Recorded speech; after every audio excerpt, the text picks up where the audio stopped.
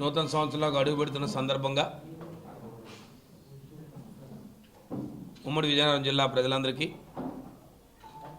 ప్రత్యేకంగా ఉత్తరాంధ్ర ప్రజలందరికీ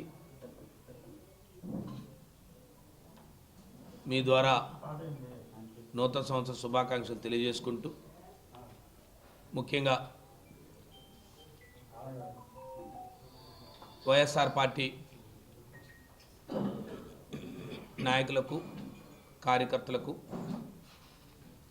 అలాగే అభిమానులకు, ప్రజలందరికీ, అలాగే మా ఉత్తరాంధ్ర జిల్లాల పెద్దలందరికీ, వైఎస్ఆర్ పార్టీ పెద్దలందరికీ పేరు పేరున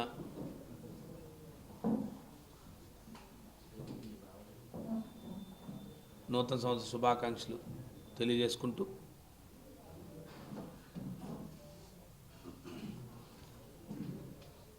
మరి మీ ద్వారా గౌరవనీయులు మా పార్టీ అధ్యక్షులు, మాజీ ముఖ్యమంత్రి వర్యులు వైఎస్ జగన్మోహన్ రెడ్డి గారికి, వారికి కూడా మీ ద్వారా నూతన సంవత్సర శుభాకాంక్షలు తెలియజేసుకుంటూ, ముఖ్యంగా ఉమ్మడి విజయనగరం జిల్లా ప్రజలందరికీ పేరు పేరున, జిల్లా అధికారులకి, జిల్లా కలెక్టర్ గారికి, అలాగే జిల్లా ఎస్పీ గారికి, ఉమ్మడి జిల్లాల ఎస్పీలకు, జిల్లా కలెక్టర్లకు, ఉమ్మడి జిల్లాల అధికారులందరికీ కూడా మీ ద్వారా ప్రత్యేకంగా పేరు పేరున ప్రతి ఒక్క అధికారులందరికీ కూడా నూతన సంవత్సర శుభాకాంక్షలు తెలియజేసుకుంటూ, అలాగే మా మీడియా సోదరులందరికీ కూడా,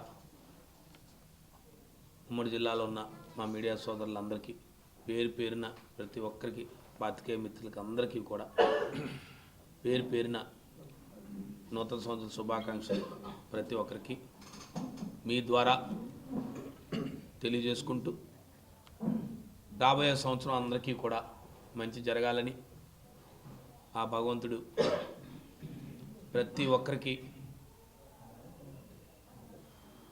రాబోయే సంవత్సరంలో వారి వారి వృత్తుల్లో కానీ ప్రతి ఒక్కరికి మంచి జరగాలని, అలాగే ముఖ్యంగా 25వ సంవత్సరంలో మరి ముఖ్యంగా కూటమి ప్రభుత్వం ఏర్పడి 3వ సంవత్సరంలోకి అడుగు పెడతా ఉన్నాం. మరి 25వ సంవత్సరంలో ముఖ్యంగా ఈ కూటమి ప్రభుత్వంలో తీసుకున్న అనేక నిర్ణయాల్ని ఒక ప్రతిపక్ష పార్టీగా బాధ్యతగా ప్రజల తరపున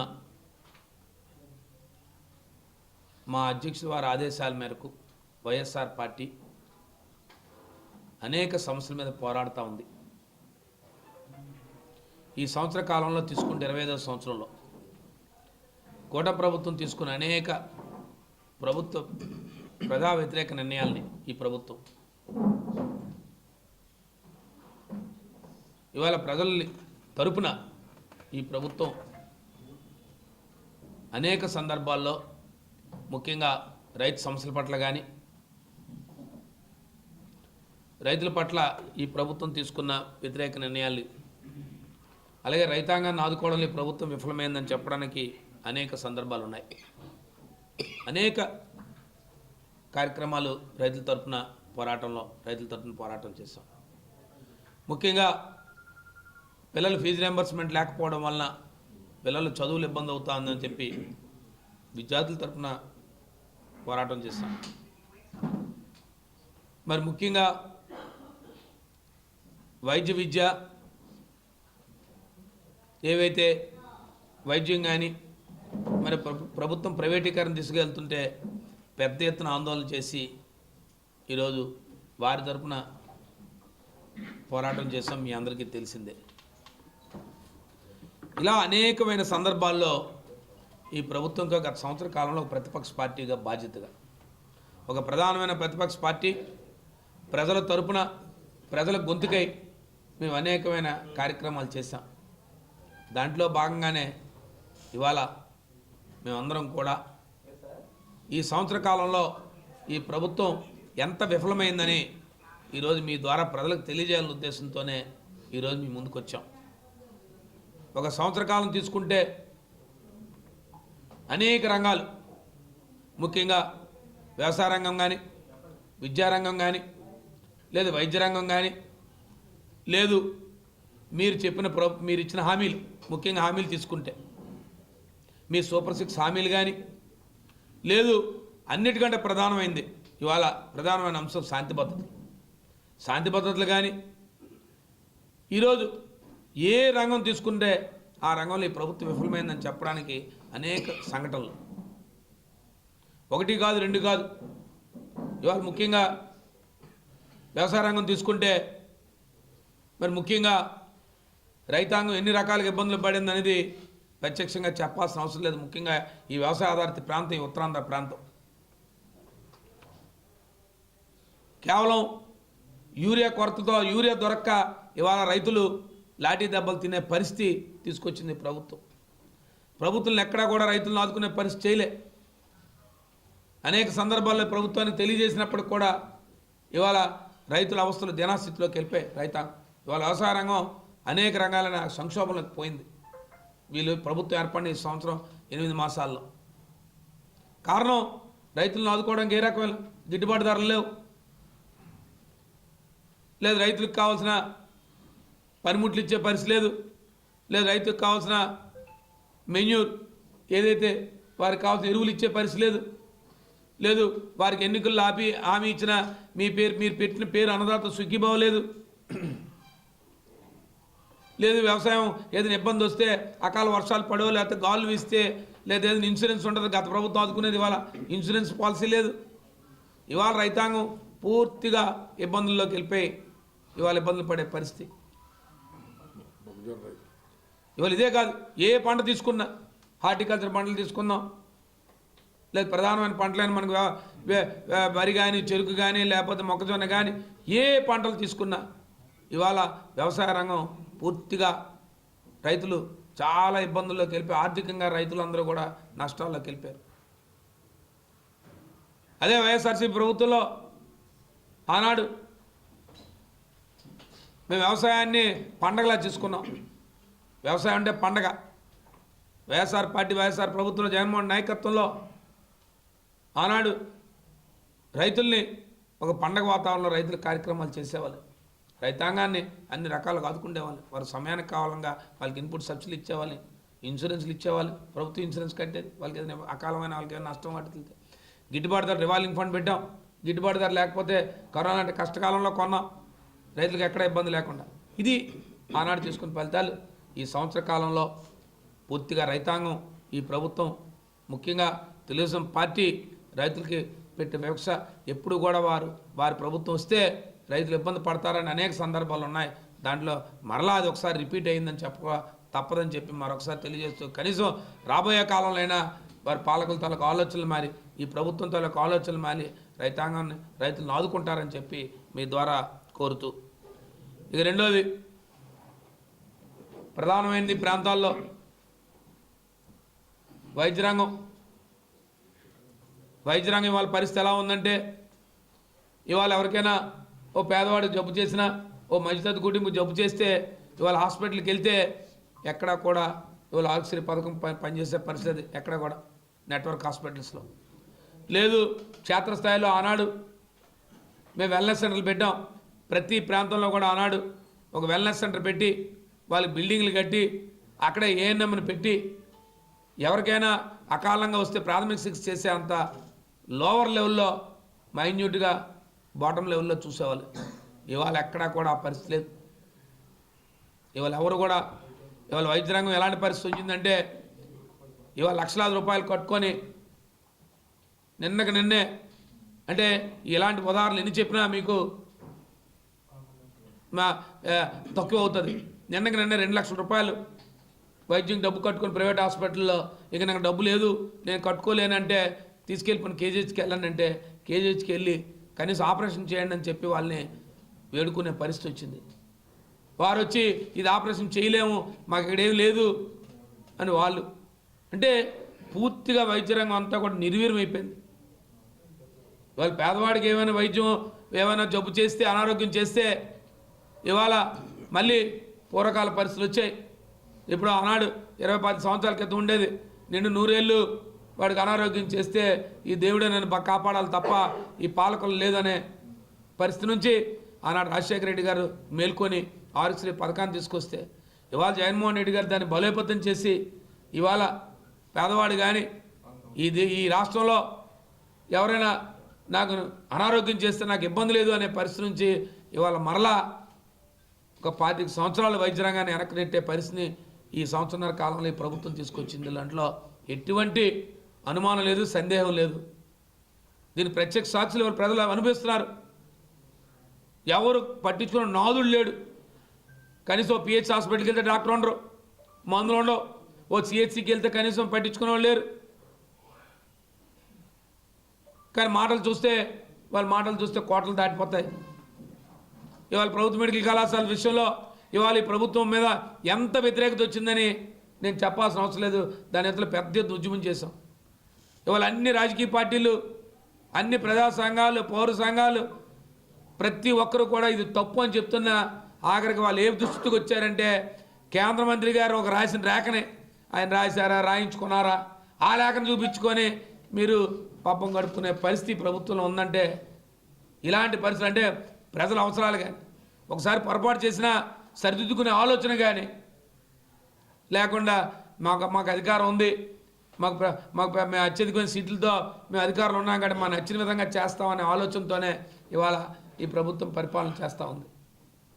ఇవాళ ప్రభుత్వ మెడికల్ కళాశాల విషయంలో ఒక పక్క వైద్య రంగం నిర్వీర్యం అయిపోయింది, వైద్య విద్య కూడా నిర్వీర్యం చేసే పరిస్థితిని ఇవాళ ఎవ్వరు చెప్తున్నా కూడా పట్టించుకునే పరిస్థితి ఈ సంవత్సర కాలం అయింది. కనీసం దాన్నైనా రాబోయే సంవత్సరంలో వాళ్ళ మనసు మారాలని ఆ భగవంతుడి వాళ్ళ వైకుంఠ ఏకాదశి రోజునే ఆ దేవదేవుడైన ఆ వెంకటేశ్వర స్వామిని కోరుతా ఉన్నాం. ఎందుకంటే ప్రజలు చెప్పినా వినరు, రాజకీయ పక్షాలు చెప్పినా వినరు, లేదు మీడియా ప్రతినిధులు చెప్పినా వినరు. మీకు ఎవరు చెప్పినా మీకు లెక్కలేదు. ఏమంటే మాకు మెజార్టీ ఉంది, మేము నచ్చిన పని చేసుకుంటాం, మాకు అధికారం వచ్చిందనే భావన ఉన్నారు. ఇక దేవుడే మిమ్మల్ని మార్చాలి, ఈ రాష్ట్రాన్ని ఆదుకోవాలంటే, ఈ ప్రజలను ఆదుకోవాలంటే ఆ దేవుడే వాళ్ళ మనసు మార్చాలని చెప్పి మీ ద్వారా ఆ వెంకటేశ్వర స్వామి గారిని కోరుకుంటా ఉన్నాయి. వాళ్ళ వైకుంఠ ఏకాదశి రోజుని ఈ ప్రభుత్వానికి కనువిప్పు కలిగించమని, ముఖ్యంగా వైద్య రంగం ఎంత బలహీనమైన వైద్య రంగాన్ని ఇవాళ బలహీనపరిచేసి ఇవాళ క్షేత్రస్థాయిలో ఇవాళ పేదవాడు ఎంత ఇబ్బంది పడుతున్నాడు అనేది కళ్ళ కట్టినట్టు ఇవాళ మీడియా సోదరులందరికీ మీకు తెలుసు. కాబట్టే ఇవాళ ఆ రంగాన్ని ఆ రకంగా చేశారు. ఇక అన్నిటికంటే ప్రధానమైనది లా అండ్ ఆర్డర్. ఇవాళ శాంతి భద్రతలు అంటే ఇవాళ ఈ స్వతంత్రం ఏర్పడిన తర్వాత ఆనాటి పాలకులు డాక్టర్ బాబాసాహెబ్ అంబేద్కర్ గారి అధ్యక్షన ఆ రోజు ఏదైతే మనం రచించుకున్న రాజ్యాంగం ఉందో ఆ రాజ్యాంగ పరిధిలో పనిచేయాలని మన ప్రమాణ స్వీకారం చేసేటప్పుడు చెప్తామో వాటిని పక్కన పెట్టి ఇవాళ మీ సొంత రాజ్యాంగాలను అమలుపరుస్తూ ఇవాళ జరుగుతున్న కార్యక్రమాలు చూస్తారు. ఒక పక్క హత్యలు, ఒక పక్క మానభంగాలు, ఓ పక్క ఎక్కడ చూసినా గాంజాయి, ఎక్కడ అన్నీ అరికట్టే పరిస్థితి లేదు, ఎక్కడ చూసినా దోపిడీలు. తిరిగి ఎవరైనా దీన్ని ప్రజాక్షేత్రంలో మీ సోషల్ మీడియా ద్వారా తీసుకొస్తే వైఎస్ఆర్ పార్టీ సోషల్ మీడియా కార్యకర్తల మీద కేసులు పెట్టడం, లేదు ఎవరైనా అభిమానాన్ని చాటుకుంటే ఇవాళ జగన్మోహన్ రెడ్డి గారి పుట్టినరోజుని ఈ రాష్ట్రంలో ప్రతి ప్రాంతంలో కూడా ఎక్కడ వైఎస్ఆర్ పార్టీ మేము ఎక్కడైనా పిలుపునిస్తే ఒకటారా పిలిపించి ఒకటారా కార్యక్రమాలు చేస్తే వాళ్ళ వాడల స్వచ్ఛందంగా ఇవాళ ప్రాంతాల్లో ఇవాళ వారి జన్మదినాన్ని జరుపుతూ ఉంటే దాన్ని కూడా వారం లేని తనంతో ఈ ప్రభుత్వం చేస్తున్న కార్యక్రమాలు చూసాం. ఎవరైనా ఉత్సాహంతో ఏదైనా కార్యక్రమం చేస్తే దాన్ని బూసిగా చూపించి అదే మీకు జరిగితే అదేదో మీకు చేస్తే గొప్ప, వేరొకరు చేస్తే అది తప్పు అనే రకంగా మీరు ఇవాళ చేస్తున్న కార్యక్రమాలు ఏకంగా పోలీస్ వ్యవస్థనే మీ చేతిలో పెట్టి దాన్ని నిర్వీర్యం చేసే పరిస్థితి. ఇవాళ ఎవరైతే సోషల్ మీడియా ద్వారా ప్రతి విషయాన్ని ఈ సమాజాన్ని తెలియజేస్తే వారి మీద కక్ష కట్టే పరిస్థితి. మీ తాలూకా అవినీతి కార్యక్రమాలు లేదు మీరు చేస్తున్న తప్పులను ఇవాళ సోషల్ మీడియా ద్వారా ఇవాళ తీసుకొస్తే దాన్ని ఇవాళ అనగదొక్కే పరిస్థితి తీసుకొస్తున్నారు.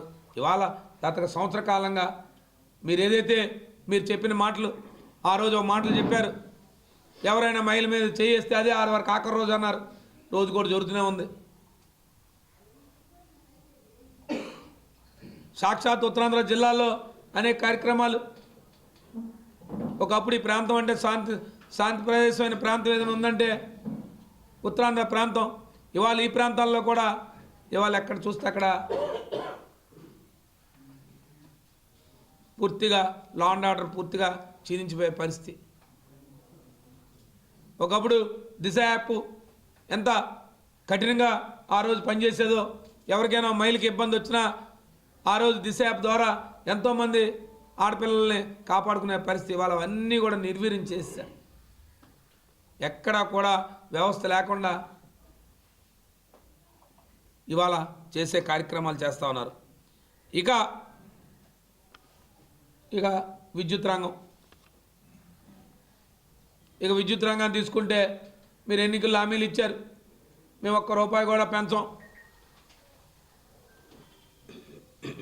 ఓ పక్క నుంచి ఏదైతే ఎస్సీ ఎస్టీలకి ఆనాడు గత ప్రభుత్వాలు ఇస్తున్న ఉచిత విద్యుత్ ఉందో 200 యూనిట్ల వరకు ఇవాళ దాన్ని నీరుగార్చే పరిస్థితి తీసుకొచ్చారు. ఓ పక్క విద్యుత్ బిల్లులు పెంచమని చెప్పారు, ఓ పక్క ట్రూ అప్ ఛార్జెస్ అనే మేము చెప్తే లేదు మీరు ట్రూ డౌన్ ఛార్జెస్ అని చెప్తున్నారు. ఓ పక్క పెంచుతున్నారు, ఓ పక్క బిల్లు ట్రూ డౌన్ ఛార్జెస్ అని చూపిస్తున్నారు. ఎక్కడ చూసినా మీరు పూర్తి స్థాయిలో ఓ పక్క విద్యుత్ రంగాన్ని పూర్తిగా కుదేలు చేసి బిల్లులు పెంచే కార్యక్రమం. సామాన్యులు కూడా ఇవాళ విద్యుత్ బిల్లులు కట్టుకోలేని పరిస్థితి. ఇవాళ రాష్ట్రంలో నిర్మాణ రంగం పూర్తిగా కుదేలైపోయింది. ఎక్కడా కూడా నిర్మాణ రంగంలో ఎక్కడా కూడా ఎవరికి పనులు చేసే పరిస్థితి లేదు. ఇవాళ మీరు పారిశ్రామిక రంగంగా చూసాం, మీరే పెట్టుబడులు వచ్చేస్తున్నాయో పెద్ద ఎత్తున చెప్పుకొచ్చారు. మొన్నే చూశారు మీకు ఫ్యాక్టరీలో కానీ టోటల్గా మీ నీతి ఆయోగ్ ఇచ్చిన రిపోర్ట్స్లో కానీ జగన్మోహన్ రెడ్డి నాయకత్వంలో ఆనాడు ఇండస్ట్రియల్ గ్రోత్ ఏ రకంగా ఉందనేది.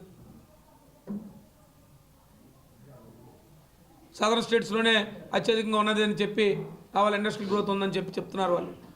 ఇవన్నీ గణాంకాలు, కేంద్ర ప్రభుత్వం ఇచ్చిన గణాంకాలు, ఏదో మేము చెప్పిన మాటలు కాదు. కానీ ఇవాళ ఈ 18 నెలల్లో చూస్తూ ఉంటే ఈ ప్రాంతంలో ఎక్కడా కూడా ఒక్క పరిశ్రమ కానీ ఉన్న పరిశ్రమలు ఏవి కూడా మూతపడే పరిస్థితి తప్ప ఎక్కడా కూడా కొత్తది కూడా వచ్చే పరిస్థితి లేదు. మేము ఆనాడు తీసుకొచ్చిన ఆ భోగాపురం విమానాశ్రయం మేము తీసుకొచ్చిన కార్యక్రమాన్ని మీరు చూపిస్తారు తప్ప, మీరు వెళ్తూ దారిలో ఫోటోలు తీసుకుంటారు తప్ప, మీరంటూ కొత్తగా ఈ 18 నెలల కాలం 2 సంవత్సరాలు 24వ సంవత్సరంలో అర్ధ భాగం 25వ సంవత్సరం పూర్తి భాగం అయిపోయి ఇచ్చింది. కానీ ఎక్కడా కూడా మీరు ఎక్కడా పారిశ్రామిక రంగంగా కానీ ఎక్కడా కూడా ఈ ఉత్తరాంధ్ర ప్రాంతంలో లేదు, విజయనగరం జిల్లాలో అలాగూ లేదు. ఉత్తరాంధ్ర ప్రాంతం ఏమైనా అక్కడ చిన్న యాక్టివిటీస్ జరుగుతున్నాయంటే అవన్నీ కూడా గత ప్రభుత్వంలో మా ప్రభుత్వంలో తీసుకొచ్చినాయి. ఇక్కడ అల్ట్రాటెక్ సిమెంట్ ఫ్యాక్టరీ తయారవుతుందంటే ఆనాడు మేము ల్యాండ్ ఇచ్చి వాళ్ళ యాక్టివిటీ చేర్పిస్తాం. అది కొద్ది రోజుల్లో ప్రారంభోత్సవం కాబడుతుంది. చెప్పండి మీరు ఒక్క ప్రాంతంలో ఎందుకు చెప్తున్నామంటే ఇవన్నీ కూడా ఇక మీరు చెప్తే సూపర్ 6 హామీలు ప్రధానమైనవి. మీరు హామీలు అమలుపరిచి అంటారు. ఇక లెక్కలు గణాంకాలతో చెప్తా. మీరు ప్రభుత్వం ఏర్పడిన తర్వాత ఒక్క నూతనంగా ఒక్క పెన్షను ఒక 60 సంవత్సరాల వృద్ధుడికి కానీ లేదు తన భర్త చనిపోయి తన కుటుంబాన్ని నిలువలు చేసిన ఒక అభాగ్యురాలికి ఒక వితంతు పెన్షన్ కానీ లేదు నేను అనారోగ్యంతో కూడిపోయి ఉన్నాను, నేను అనారోగ్యం పాడయ్యాను, నాకు ఒక మెడికల్ పెన్షన్ కానీ ఒక్క కొత్త పెన్షన్ నేను సవాల్ విసురుతున్నాను. సంబంధిత మంత్రి గారు చెప్తున్నాను, ఈ విజయనగరం జిల్లాలో ఉమ్మడి విజయనగరం జిల్లాలో ఈ రాష్ట్రానికి మంత్రి మీరు ఉత్తరాంధ్ర జిల్లాల్లో మీరు ఎక్కడైనా మీరు ఇచ్చిన గణాంకాలు మేము ప్రభుత్వం ఏర్పడిన నాటికి మేము ఇచ్చిన పెన్షన్స్ అన్నీ ఇవాళ మీరు ఇచ్చిన పెన్షన్స్ వచ్చే సుమారు 5 లక్షల పైచిలుక పెన్షన్లు మీరు కోత కోసేశారు. మీరు మొత్తం పెన్షన్లు అన్నీ కూడా ఒక్క పెన్షను మేము ఆనాడు జగన్మోహన్ రెడ్డి గారు 2019 జగన్మోహన్ రెడ్డి గారు ముఖ్యమంత్రి అయ్యే నాటికి 39 లక్షల పెన్షన్లు ఉంటే మా ప్రభుత్వం దీపే నాటికి 66,34,000 పెన్షన్లు సుమారు, అంటే సుమారుగా తీసుకుంటే 27 లక్షల పెన్షన్లు ఇచ్చాం 5 సంవత్సరాల్లో. ఇది ఇస్ ఆన్ రికార్డ్. ఊరినే మాట్లాడేదని చెప్పేటప్పుడు మీరు తిరిగి స్పందించేటప్పుడు నోటి మాటతో చెప్పకండి, రికార్డెడ్గా చెప్పండి, గణాంకాలతో చెప్పండి. ఇవాళ మీరు ఇస్తున్న పెన్షన్లు సుమారుగా 61 లక్షల పెన్షన్లు, అంటే 5,09,767 పెన్షన్లు వైఎస్ఆర్సీపీ ప్రభుత్వం దిగిపోయిన నాటికి ఈ రోజుకి డిఫరెన్స్. ఒక కొత్త పెన్షన్ ఇవ్వకపోగా ఓ పక్క నుంచి కోత వేస్తూనే ఉన్నారు. అంటే ఎంతమంది చూడండి, రేషియో తీసుకుంటే సుమారుగా 40 లక్షల నుంచి 27 లక్షల 5 సంవత్సరాలు, అంటే almost all every year 5 lakhs తక్కువ లేకుండా, అంటే ఎవ్రీ ఇయర్ 5 lakhs మినిమం యావరేజ్గా గ్రోత్ ఉంది పెన్షన్స్. ఈ రాష్ట్రంలో ఎలిజిబుల్ పెన్షన్స్ వస్తున్నారు, ఎందుకంటే గ్రోత్ రేట్ చూసుకుంటే 5 లక్షల నుంచి 5,50,000. మీరు ఈ సంవత్సరంలో తీసుకుంటే సుమారు నా లెక్క ప్రకారం 7.5-8 లక్షల పెన్షన్ కొత్తవి రావాలా, పాత తీసిన పెన్షన్ చూసుకుంటే 5 లక్షలు, అంటే 13 లక్షలు. సేపు కొన్ని ఇందులో డెత్ కేసులో లేకపోతే కొన్ని ఇనెలిజిబుల్ తీసుకుంటే అవ సుమారుగా 10-12 లక్షల మంది ఇవాళ ఈ రాష్ట్రంలో ఎదురు చూస్తున్నారు పెన్షన్ల కోసం. మీరు ఒక పక్క ఏం చెప్తారు, మేము సూపర్ 6 అన్ని అమలు పరుస్తామంటారు. ఇంక ఇది కాకేటి, మళ్ళీ మీరు ఇచ్చిన హామీ 50 సంవత్సరాల పెన్షన్. ఆ 50 సంవత్సరాలు నిన్న వాళ్ళు ఎంతమంది ఉన్నారో నేను చెప్పక్కలేరు. ఆధార్ కార్డు తీస్తే బోల్డ్ మంది లిస్ట్ వస్తుంది, డేటా అంతా గవర్నమెంట్ దగ్గర ఉంది. 50 సంవత్సరాలు నిండు వాళ్ళందరూ మీరే పెన్షన్లు అని చెప్పారు, ఎస్సీ ఎస్టీ బీసీలు అందరికీ. అది లేదు. మళ్ళీ మీరు వచ్చి మహిళలందరికీ నెలకు 1,500 రూపాయలు అన్నారు. అదేదో P4 అన్నారు, P4 4 రోజులు P4 అన్నారు, మరిసిపోయారు. అది దాని గురించే గుర్తులేదు. ఈ ప్రభుత్వం ఏంటంటే గొప్పగా ఏమనుకుంటుందంటే మనం 4 రోజులు ఏదైనా చెప్పేస్తే అది అయిపోయింది అనిపించేస్తే తర్వాత మన దూరం సూత్తెక్కర్లేదు అనుకుంటారు. ఇప్పుడు ఎక్కడ P4 కనబడుతుందా, P4 మాట కనబడుతుందా, దాని గురించి P4 అన్నారు, దానికి సపరేట్ సబ్జెక్ట్ అన్నారు, దానికి ఒక ఆఫీస్ అన్నారు, అదేదో అన్నారు. ఏదో కొంతమంది వచ్చి మరి ఈ ప్రభుత్వంలోని పెద్దలు కూడా దాన్ని అడాప్ట్ చేసుకున్న P4 ఏదో దత్తత తీసుకున్నారు. ఆ దత్తతలు ఏదో బంగారు కుటుంబాలు మన సోదరుడు అప్పచెప్పి అందించారు ఇప్పుడే మాకు, బంగారు కుటుంబాలు అన్నారు. ఆ బంగారు కుటుంబాలు ఎక్కడ ఉన్నాయో, ఆ P4 ఏందో, ఎవరైతే ఆనాడు మరి పేదల నాయకుల మెప్పు కోసమో పెద్దల మెప్పు కోసమో మేము వచ్చి దత్తత తీసుకున్నా అన్నారో, ఈ దత్తత తీసుకున్న వాళ్ళు ఈ దత్తత తీసుకునే 0 వరకు వాటికి ఏం చేశారో మేము గుర్తు చేస్తాం. మేమే వాళ్ళని చేయమని గట్ట మేమే ఒత్తిడి చేయం, మాకు తెలుసు ఇవేం జరిగేవి కాదని. ప్రజలు గుర్తు చేస్తున్నాం. ఈ ప్రజాప్రతినిధులు ఎన్నిక కాబట్టి ప్రజాప్రతినిధులు ఎన్నికల్లో ఎలాంటి హామీలు ఇస్తారు, ఎన్నికలు ముందే హామీలు ఇస్తారు, ఎన్నికల తర్వాత వచ్చిన తర్వాత ఏ రకమైన హామీలు ఇస్తారు. ఇక రాబోయేది రేపు కొత్తగా కొత్తదో రాబోతుంది ఒక పెద్ద మహాగణం. ముఖ్యంగా ఉత్తరాంధ్ర ప్రాంతం, ఆంధ్ర రాష్ట్రంలో విజయనగరం అత్యధికంగా అవసరమైనది. ఆనాడు మరి ఏమన్నా ఆనాడు మహానుభావులు ఇవాళ దాంట్లో భాగస్వామ్యం, ప్రధానమైన భాగస్వామ్యం 2 మహానుభావులు ఇవాళ లేరు. వాళ్ళు దేవుడు అయిపోయారు. అలాంటి మన్మోహన్ సింగ్ గారు ఒకరు, రెండోది వైఎస్ రాజశేఖర రెడ్డి గారు. ఉపాధి హామీ పథకం MJNRS పెడితే ఆ రోజు విజయనగరం జిల్లాలో అత్యధికంగా స్టేట్లోనే లాంచ్ చేసాం ప్రోగ్రామ్. ఆ రోజు మెరకముడిదా మండలం ఎమరాయవలసిన గ్రామంలో, ఆ గ్రామంలో లాంచ్ చేయడానికి కారణం ఏంటని ఆ రోజు మేము స్టాటిస్టిక్స్ తీసాం. ప్రభుత్వం ఎందుకు ఈ గ్రామాన్ని ఐడెంటిఫై చేశారంటే ఈ గ్రామంలో అత్యధిక మంది వలసలు ఉన్నారు, ఈ గ్రామంలో సుమారు 90% మంది వలసలు ఉన్నారండి, ఈ గ్రామంలో ఉన్నవాళ్ళు ఇంతే మంది. అందుకని ఆ గ్రామంలో ఆ రోజు ఆ విలేజ్లో ఈ ప్రోగ్రామ్ లాంచ్ చేస్తాం. విజయనగరం జిల్లాలో, ఉమ్మడి విజయనగరం జిల్లాలో ఆనాడు ఉన్న పెద్ద సత్యబాబు గారి నాయకత్వం. ఆ రోజు మేము ఆ రోజు అడిగిన స్టాటిస్టిక్స్ ఎందుకు ఈ గ్రామాన్ని మీరు ఐడెంటిఫై చేశారంటే ఈ ప్రాంతంలో అత్యధికంగా అంటే సుమారు 90% మంది కుటుంబాలు ఇక్కడ ఇల్లు మాత్రం ఉన్నారు తప్ప మనుషులు ఎవరు ఎక్కడ లేరండి, అందరూ వలసలు పోయారండి. అంటే ఆ రోజు విజయనగరం లాంటి ప్రాంతం వలసలు వెళ్ళిపోయే ప్రాంతం. ఇవాళ మరి ఈ ప్రభుత్వం చూడాలి, చట్టంలో మార్పులు రాలే, చట్టం బాగానే ఉంది. జీరామ్జీ చట్టం మార్పు చేసినా మేము దాన్ని అన్నీ కూడా బైఫ్రికేట్ చేసి చూసుకున్నాం, డీటెయిల్డ్గా తీసుకున్నాం ఇన్ఫర్మేషన్ అంతా కూడా. కాకపోతే రాష్ట్ర ప్రభుత్వం తాలూకా కాంట్రిబ్యూషన్ పెంచారు వాళ్ళు. స్టేట్ గవర్నమెంట్కి రెస్పాన్సిబిలిటీని ఎక్కువగా డెవలప్ చేస్తారు. చూడాలి ఈ ప్రభుత్వం దాన్ని ఎంతవరకు దాన్ని ఆనర్ చేస్తుంది. ఆ రోజు 90-10 మిడిల్ కాంపోనెంట్ ఉండేది, ఇవాళ 60-40 చేశారు. వాళ్ళు 100% ఎంజానెస్లో వేజ్ కాంపోనెంట్లో 90-10 ఉన్నప్పుడు కూడా 100% వేజ్ కాంపోనెంట్ వచ్చి వాళ్ళు రిలీజ్ చేశారు. 10% వేజ్ కాంపోనెంట్ ఆ రోజు కూడా స్టేట్ గవర్నమెంట్ కాంట్రిబ్యూషన్ ఉన్నప్పుడు కూడా వేజ్ కాంపోనెంట్ వరకు 100% వాళ్ళు రిలీజ్ చేశారు. ఆ డిఫరెంట్ మెటీరియల్ కాంపోనెంట్లో ఆ 10% డిఫరెన్స్ని దీంట్లో ఎమర్జ్ చేస్తుండేవారు. కాబట్టి ఎక్కడ కూడా ఏ రోజు కూడా ఎవరు కూడా వలసలు అనేవి లేక పూర్తిగా 100% నేనైతే 5% కూడా ఉందని నేను చెప్పలేను. ఎందుకంటే ఎవరైనా అత్యధికంగా స్కిల్డ్ వర్కర్స్ లేదు మాకు ఇంకా అత్యధికమైన ఆదాయం వస్తుంది అనే ఆలోచన ఉన్న వాళ్ళు వెళ్ళారు తప్ప, దాని తర్వాత వచ్చిన తర్వాత గ్రామీణ ప్రాంతంలో దాని గ్రామీణ వాతావరణం తాలూకా పరిస్థితులే మారాయి ఆనాడు. కాబట్టి ఇవన్నీ కూడా ఇవాళ దాని గురించి మరి ఎక్కడా కూడా మాట్లాడలేదు. మరి ప్రభుత్వం ఖచ్చితంగా ఈ చట్టాన్ని ఖచ్చితంగా ఏదైతే జీరాంజీ కింద చేస్తామని రాష్ట్ర ప్రభుత్వం ఎక్కడా కూడా ఇప్పుడు వచ్చి ఎక్కడా కూడా ఈ చట్టాన్ని పూర్తిస్థాయిలో మేము అమలు పరుస్తామనో లేకపోతే దాంట్లో అబ్జెక్షన్స్ కానీ ఎక్కడ కూడా మేము పార్లమెంట్లో కూడా చూడలే, వారి పార్లమెంట్ సభ్యులు కానీ ఎక్కడ కానీ. బట్ ఎనో చట్టం అయిందిగా, చట్టం రూపుదాల్చింది కాబట్టి ప్రజలకు ఏ రకంగా రాబోయే కాలంలో అది తెలుస్తుంది దాని గురించి. అంటే ఇవాళ ఎందుకు చెప్తున్నామంటే ఈ ప్రభుత్వం ఈ సూపర్ 6 హామీల్లో ఎక్కడా కూడా వాళ్ళు చెప్పిన సూపర్ 6 హామీల్లో పూర్తి స్థాయిలో ఒక హామీని కూడా అమలు పరచలేదు. ఇవాళ పెన్షన్స్ గురించి కూడా మేము బాగా బ్రహ్మాండంగా మేము అమలు పరుస్తామని చెప్పారు. ఏమి కొత్త పెన్షన్లు,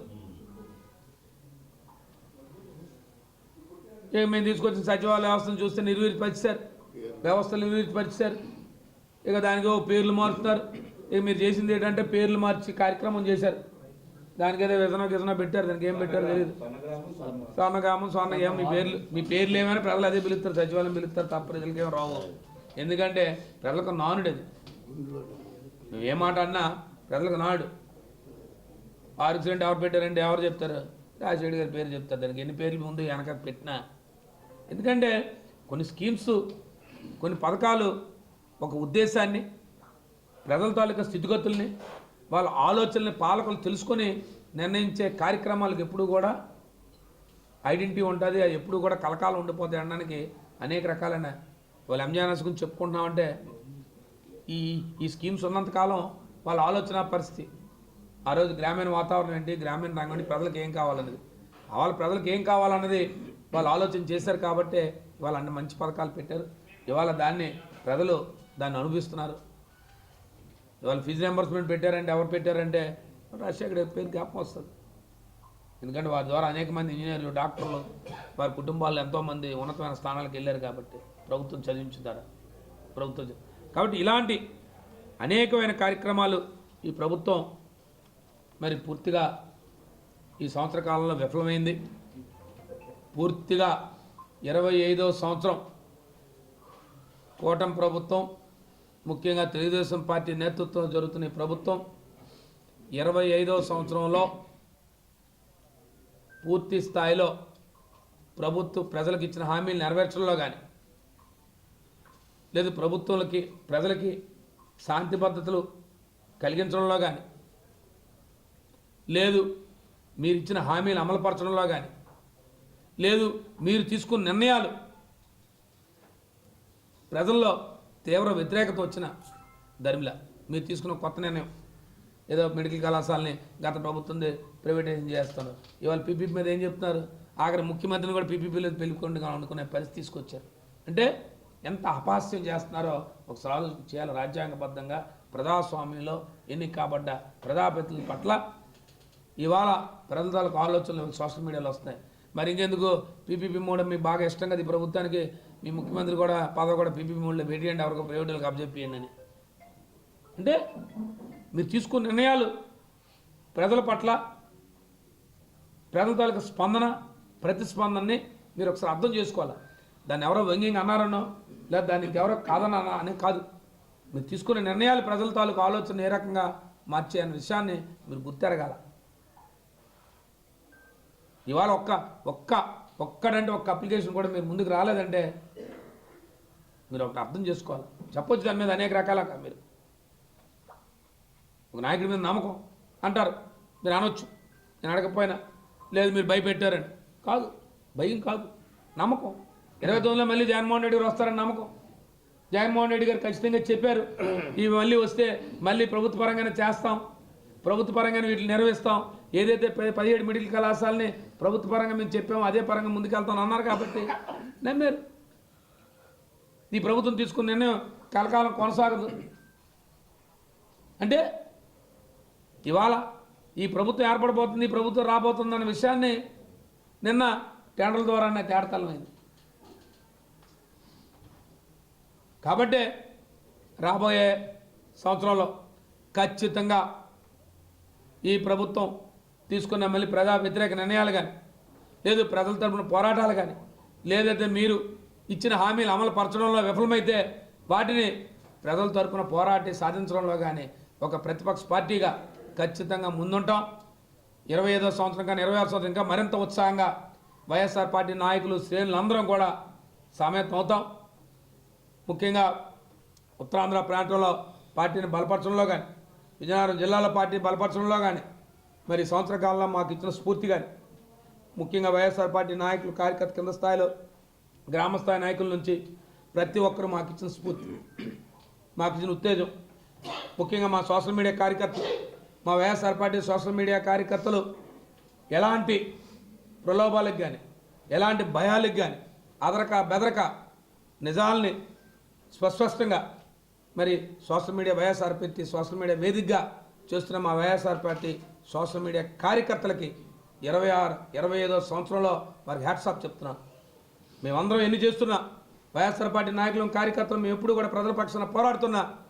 వైఎస్ఆర్ పార్టీ సోషల్ మీడియా మాత్రం ఖచ్చితంగా భయపడకుండా జగన్మోహన్ రెడ్డి గారి నాయకత్వంలో ఖచ్చితంగా ఈ ప్రజల తరపున వైఎస్ఆర్సీపీ పోరాడుతుంది అని వైఎస్ఆర్సీపీ సోషల్ మీడియా కార్యకర్తలు చేస్తున్న పోరాటంలో ఖచ్చితంగా ఆ పోరాటానికి మేమందరం కూడా ముందుండి మా సోషల్ మీడియా కార్యకర్తలు మరింత ఉత్సాహంతో ఖచ్చితంగా వారికి ఎప్పుడు కూడా అండదండలుగా ఉంటామని చెప్పి మరొకసారి మీ ద్వారా తెలియజేసుకుంటూ, రాబోయే సంవత్సరమైనా ఖచ్చితంగా రాబోయే కాలమైనా ఆ భగవంతుడు ఇవాళ వైకుంఠ ఏకాదశి రోజుని ఈ ప్రజలకు మంచి చేయాలని మీరు ఇచ్చిన హామీలు నెరవేర్చాలని మేము కోరుతూ, లేని పక్షంలో ఒక ప్రధాన ప్రతిపక్షంగా ప్రజల తరపున ఎప్పుడు గొంతుకై ప్రజల తరపున పోరాడుతూనే ఉంటామని చెప్పి మేము ఒకసారి తెలియజేసుకుంటూ, రాబోయే సంవత్సరం నూతన సంవత్సరం అందరికీ మరొకసారి మంచి జరగాలని, ఆ భగవంతుడు అందరికీ ఆయురారోగ్యాలు ఇవ్వాలని, ప్రతి ఒక్క పౌరుడు బాగుండాలి, ప్రతి కుటుంబం బాగుండాలని,